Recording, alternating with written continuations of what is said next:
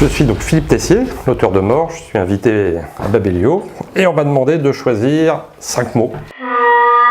C'est une obsession un peu universelle, la mort, et j'avais envie d'en parler dans mon roman d'un point de vue un peu décalé, bien sûr avec une grande inspiration qui vient de M. Terry Pratchett.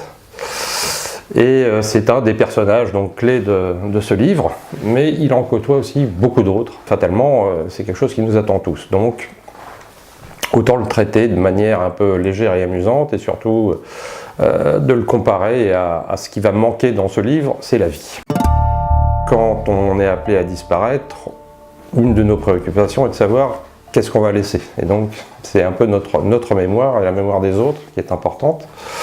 Et en fait, d'une certaine manière, j'ai voulu faire une sorte d'hommage en mettant beaucoup de personnages de gens célèbres, de romans, d'aventures, qui sont cités dans le roman, qui est une sorte à la fois d'hommage, mais aussi de mémoire de ces gens-là.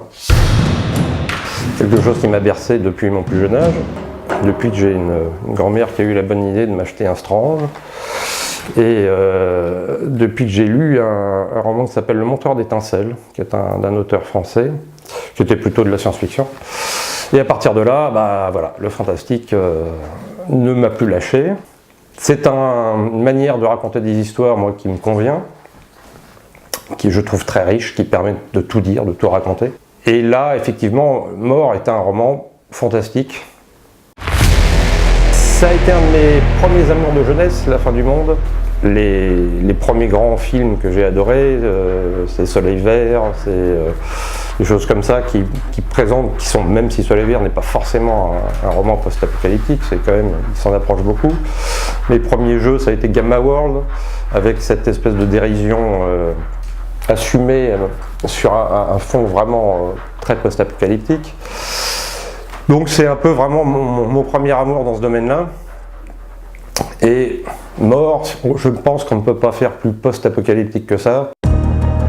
C'est d'abord une référence à un film de fin du monde qui est sans doute celui qui m'a le plus influencé et le plus séduit, c'est Le Zombie de George Romero, où c'est vraiment dans cette œuvre où j'ai eu le plus la sensation d'assister à la fin du monde, à la fin de tout.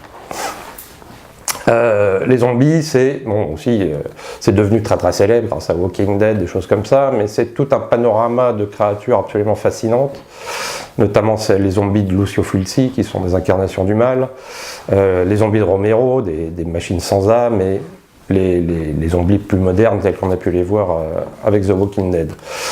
C'est des créatures assez fascinantes parce qu'elles sont une sorte de reflet de notre propre mortalité. Il y a une scène dans Zombie où ils sont confrontés à des enfants, c'est une scène absolument épouvantable.